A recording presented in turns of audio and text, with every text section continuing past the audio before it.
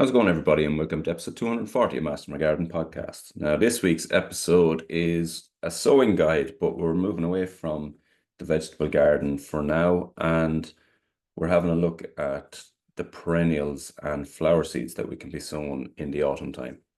And the autumn time is a really underrated time to, I suppose, start creating plans for yourself. And there's so much that we can be doing at this time of the year. And when you look at, the best nurseries, if you take last week's guest, Gert from Cahir Hurley, they would do a lot of sowing and cuttings and so on in the autumn time to create plants for the following year. The Mount Venus nurseries up in Dublin, they do a lot of sowing at this time of the year, all perennial plants. And, it really is the best time of the year to sow your perennials. So I'll cover a couple of biennials on it as well. And just, I suppose, before we move off that, so annuals are something that you sow, it will germinate, flower all within the 1 year. And that's an annual flower. And typically those are sowed in the springtime. Some of the hardier ones you might sow in the autumn time. Then you have biennials, and biennials are things like foxgloves and barbascons and so on. And they're sowed in the autumn time. So that's year one. And then they'll germinate, grow slightly, and then you sort of pot them on into a bigger pot, and they will flower in year two, and they're biennial. And so that's a 2 year cycle, and then they die off. Now, the likes of the foxglove, for example, they will sort of set their own seed again, and they'll sort of regenerate themselves that way. But they're a shorter life cycle of a plant. And then you're on to perennials, and the perennials are something that will come back again and again and again. And perennials add huge color, huge value because they flower over a long period of time. And with the correct combinations, you can have flowering plants, flowering perennials in your garden from probably March, April, right through to October, November. And obviously there's a few winter ones as well, but typically that's your period of time, and it's a huge period of time, and some of them will flower and remain flowering for a long, long period of time. Others come they'll come with a huge pop of color, maybe for a month or whatever, and but with using combinations of them, you're going to have flower over a long period of time and high impact over a long period of time. And the reason we're talking about them now is that this is the best time of the year. The autumn time is the best time of the year to sow them. So you get the germination now over the next month or 6 weeks. Then you'll move them onto a bigger pot, either later in the autumn or early in the spring. They'll grow strongly through the spring, and then they'll be ready to flower next summer. And I suppose there's a few things with that. Obviously, from a cost perspective, if you go out to buy any perennial now, you're looking at anything from €8 up to €15, depending on the size and the variety and whatever else. But you can get a packet of seed of that for €3 or €4, and you can, I suppose, create many plants from that. And it just gives you the ability to fill a border essentially with a lot less cost. And it has other benefits as well. So I mentioned a few weeks ago on the podcast that I was going to be covering this episode, and I got a message last week from Stephen Daly. So Stephen is a long-time listener to the podcast. And Stephen says, "Hi, John, looking forward to the perennial sowing guide coming up. Always a great reminder. I have masses of lupins, Rudbeckia, and blue sea holly, which are now extremely well established after 2 years of growing, 2 years of growth since sowing. And I've never had lupins like them. Huge, long-lasting, and I believe it's because they were conceived and reared in my soil and environment. Also, I absolutely saved a fortune doing this. Thanks a million, and keep up the good work." And that sort of encapsulates it in a nutshell. So it is all of that. You're growing a plant that you're going to sow, you're going to rear yourself, pot on, move, and ultimately grow in your own garden. And it really does create strong, vigorous, healthy plants. There's also, as you can hear from Stephen's message, there's a level of pride that comes with that. But it's, really is, it's cost saving. It's a way of getting high color into your garden. It's a way of experimenting. So it's a great time of the year. As I say, a lot of people at this time of the year to kind of forget about their garden, but to be gardening in the way that that we talk about on the podcast, it's incorporating things like this autumn sowing. It's a huge advantage to you in terms of creating the garden that you could be proud of. And we've covered this episode before, talked about, I think last year it was 10 perennials. Some of them will probably be on the list again, but essentially any perennial plant, pretty much can be sown at this time of the year. And the sowing method is really, really simple. You're talking about a seed tray with a seed sowing growing media within it. You typically sprinkle the seeds on the top of it and lightly cover either with a light layer of compost, vermiculite, or even sometimes just a light coating of horticultural grit.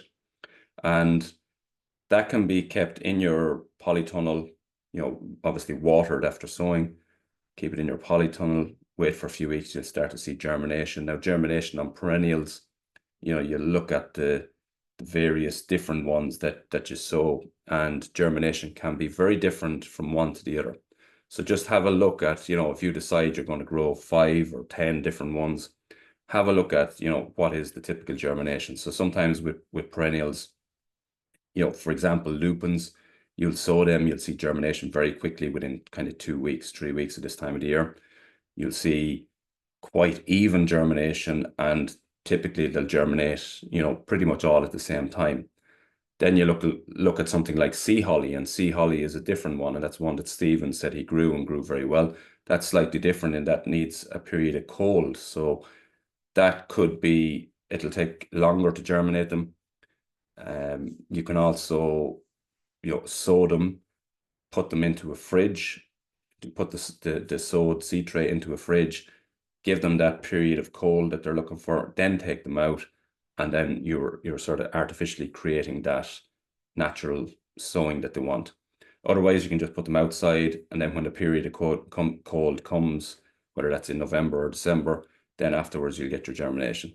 The point I'm making is that germination on these type of seeds is very, very different to, say, sowing annual seeds in the springtime, which tend to be pretty much uniform, quite quick. And, once the temperatures are high enough, they'll just grow on. But at this time of the year, and with sown perennials, it can be a bit sporadic. So just have a look at what you've sown so that you don't, I suppose, think that you've failed. So you might have 5 seed trays with different seeds in each one, and potentially 2 or 3 of them could be germinated and growing well, and you see nothing happening on the other 2, and you think that you've failed there. And it may not be the case. It may just be that they're waiting for a period of cold, or that they're slower germinators, or that they're sporadic germinators, in that when you sow 20 seeds on a seed tray, 2 will germinate this week, 5 next week, 6 the week after, and it can be like that. So just, they're not all exactly the same, but just know that this time of the year is a really good time to be sowing any perennial plant. We won't mention varieties today, but it's also a great time of the year to sow grasses. And, again, a really good way of creating a lot of plants from a packet of seed. And that gives you the ability then to, create borders within a border to, I suppose, plant blocks of certain things that are going to look well at certain stages. And you can do so much at this time of the year. Space typically in your polytunnel is not at a premium at this time of the year. It's not like the spring where you have a lot of different types of seedlings and cuttings and whatever else going on. So you typically have a little bit more space at this time of the year. So it's a brilliant time to I suppose, as I say, generate plants for the sake of a few packets of seed and a little bit of time. The only thing you need to do after sowing is obviously just keep an eye on them, make sure that they don't dry out. And yeah, it's a super time for growing all these.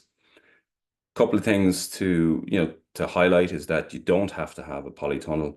A lot of the time, these can be sowed and put in a sheltered place outside. So that could be somewhere where they're just not being hit by directly getting hit with heavy showers.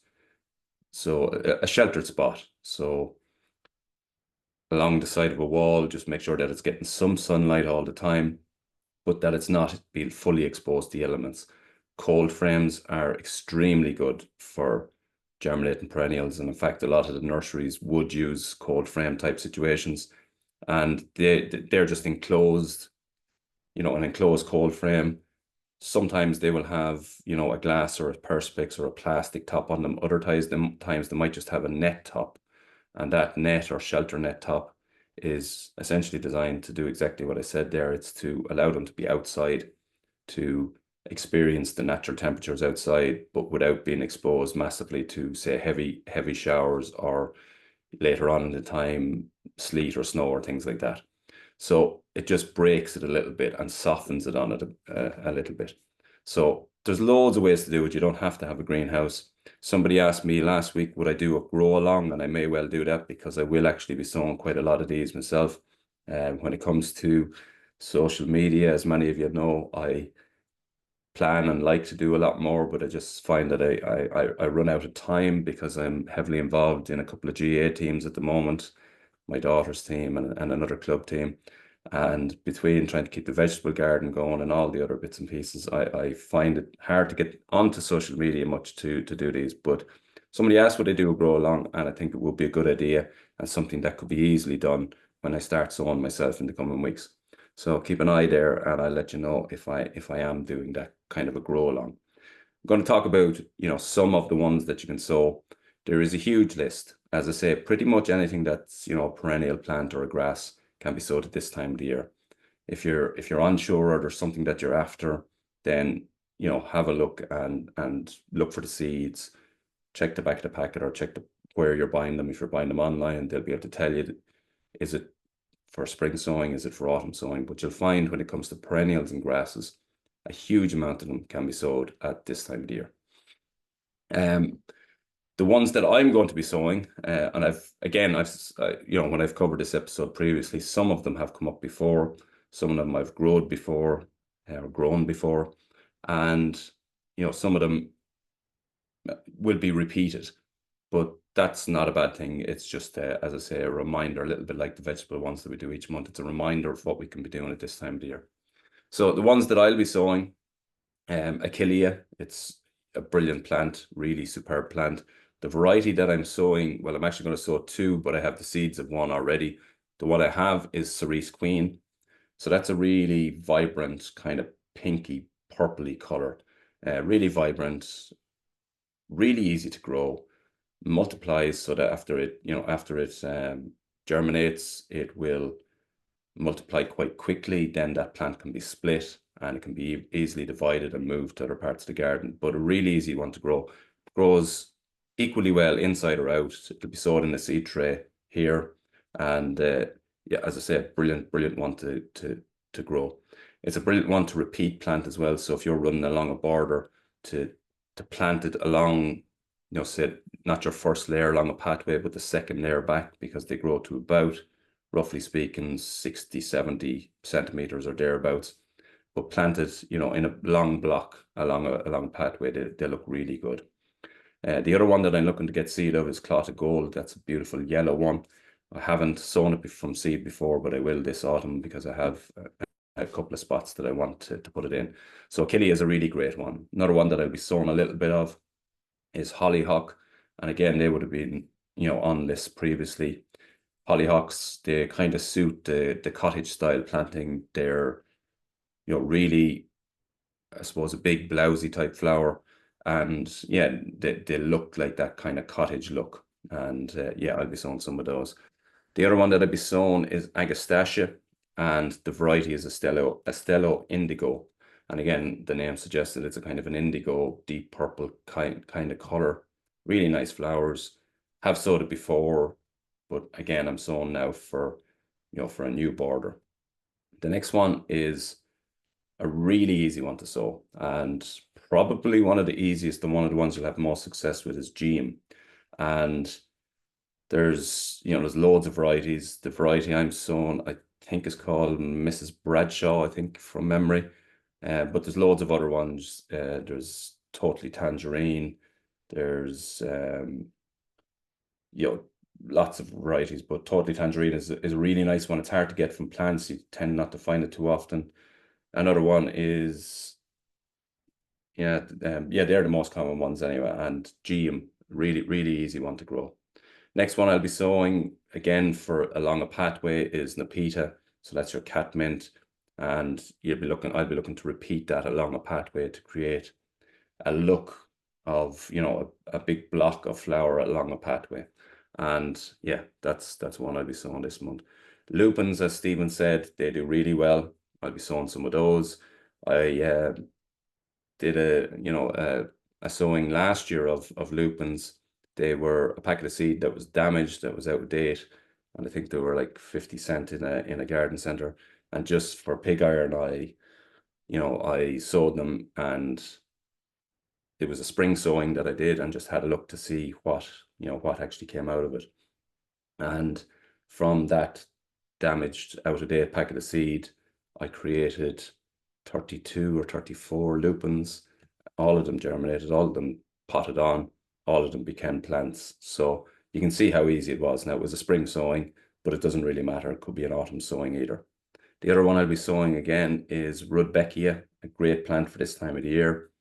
In flower at the moment, absolutely adored by goldfinches, the seed heads after they've gone over. The seed heads are adored by goldfinches.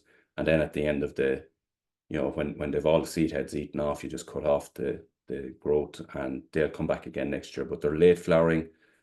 Goldstrum is probably the most popular variety. It's not the one I'm sowing. I forget the variety I have, but they're just going to give you that late flowering that I was talking about. So September, yeah, August, September, October, they're going to be flowering. And yeah, great plant for this time of the year. Next one is Verbena bonariensis. So that's the big tall uh, flowering verbena with a purple flower on it, on long stalks, kind of unusual type stems, the kind of triangular type stems. And they're adored by butterflies particularly, but pollinators generally like them, but butterflies particularly flock to them. And they're tall and slender, so they give you that kind of height in a perennial border. Really easy to grow. They'll set their own seed as well, so they are perennial, but as the seed falls, you'll see them sort of popping up here and there. If they pop up where you don't want them, they're very easy to move and put where you do want them. So a great and very, very easy one to sow this time of the year. Then the other one that I'm going to be sowing, as I mentioned, some are biennial and foxgloves. So I'm going to be sowing quite a few foxgloves. I have a new bed around what is the doghouse, very shaded on sort of most of the day, and I'll be sewing quite a few foxgloves into that. And it'll just mean that they'll be nice, they'll do well there, there'll be nice color there, and it takes the look off the back of that shade. The other one that I'll be sewing is one that is gone very popular in the last couple of years. The last time I sowed it was 2 or 3 years ago for Baskin Snowy Spire, and it's a biennial as well. It's a beautiful plant, and what's really interesting about it is if you can sow a block of them together, or plant out a block of them together after you've created these plants, the the amount of bees that will land on those, will feed off those, is phenomenal. It's probably the one plant that it's like as if the bees are intoxicated when they're around it. It's really. I put up a video a couple of years ago of 3 or 4 plants together, 3 or 4 flower stalks together, and the bees were just phenomenal. A huge amount of them, and they were just really going crazy on it. There was, they were just so happy, and the buzz off them was unbelievable. And yeah, that's one that has become really popular in the last few years, particularly. So it's for Baskin Snowy Spire. Again, it's a biennial. Doesn't really set seed the way the foxglove will, but so it's one that you'll kind of sow on a regular basis if you want to keep it in your garden. But a really great one to sow at this time of the year. And that's kind of 10 plants. So Achillea, Hollyhock, Agastache, Geum, Nepeta, Lupin, Rudbeckia, Verbena bonariensis, Foxglove, and Verbaskin Snowy Spire. But as I mentioned, there's so many more you can be doing. You can do, penstemons, you can do diarma, the angel's fishing rods. They're very, very slow, very, very slow to germinate. very slow to grow, and certainly one for patient gardeners, but they're a brilliant plant if you can get them. You can sow sweet peas at this time of the year, or sort of October, November, slightly later, but that'll give you a great start for next year. Lavender, you can sow the true English lavender that will be hardy here in Ireland. That can be sowed at this time of the year. Papaver, which is the perennial poppy, echinaceas, sea hollies, as Stephen mentioned, he grew really good ones of those. And then some rock plants like echinacea or like aubrietia and so on. And, all arabis and things like that, they can all be sowed at this time of the year and they'll do really well and be flowering next year. And echinacea is another one, another perennial, so many varieties there. And all of those can be sowed at this time of the year. So yeah, loads that you can be sowing. In terms of, doing a grow along, I think, probably makes sense. I'm going to be sowing them. We'll just maybe pick 5 or 6 different seeds, do a video on, show how we can sow them, wait for a couple of weeks, have a look back and see what's germinating, and then hopefully next summer, when everybody has them planted out in their borders, we'll, be able to show this is what we saw last October, September, October, and here we are now in July, August, and we have all these flowers created from a single packet of seed.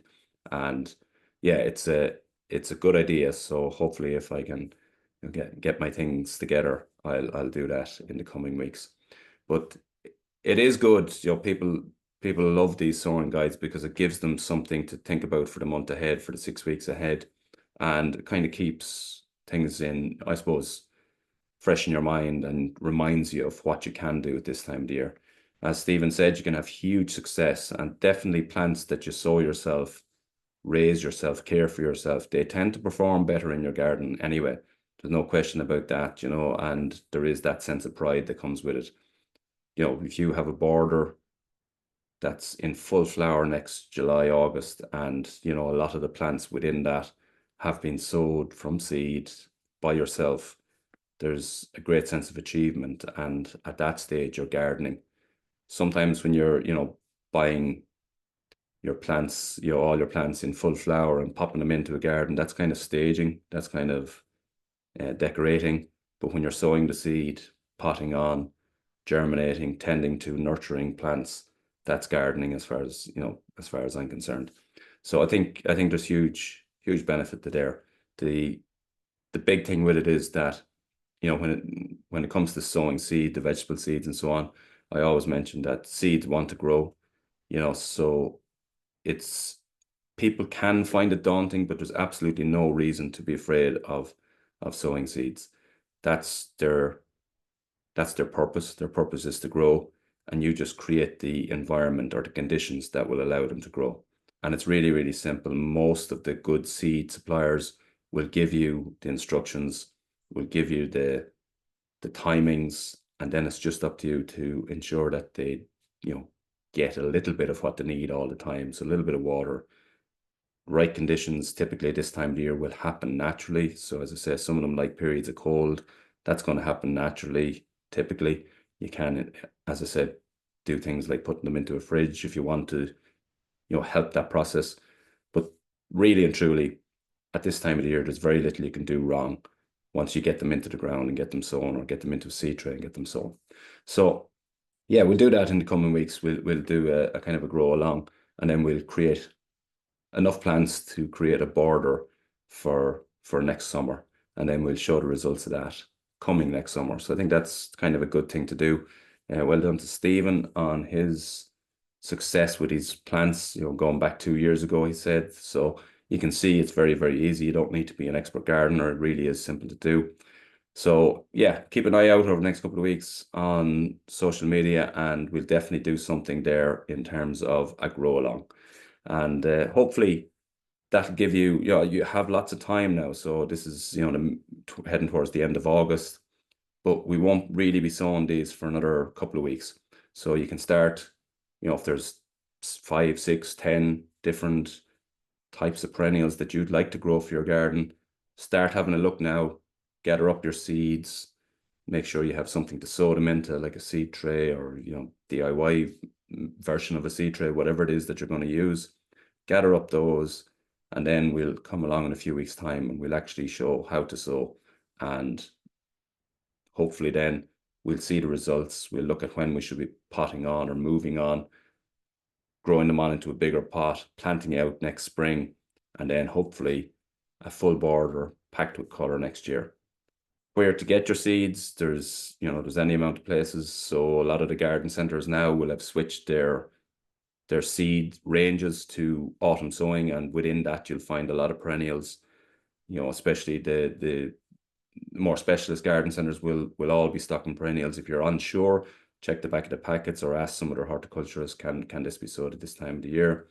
Online, there's loads of suppliers. You have Seedaholic, you have Seeds Ireland. There's loads of online suppliers of quality perennial seed. And as I say, at this time of the year, that's when a lot of nurseries are doing their sowing to create these plants that will be ready for sale. We're ready to be planted out next year.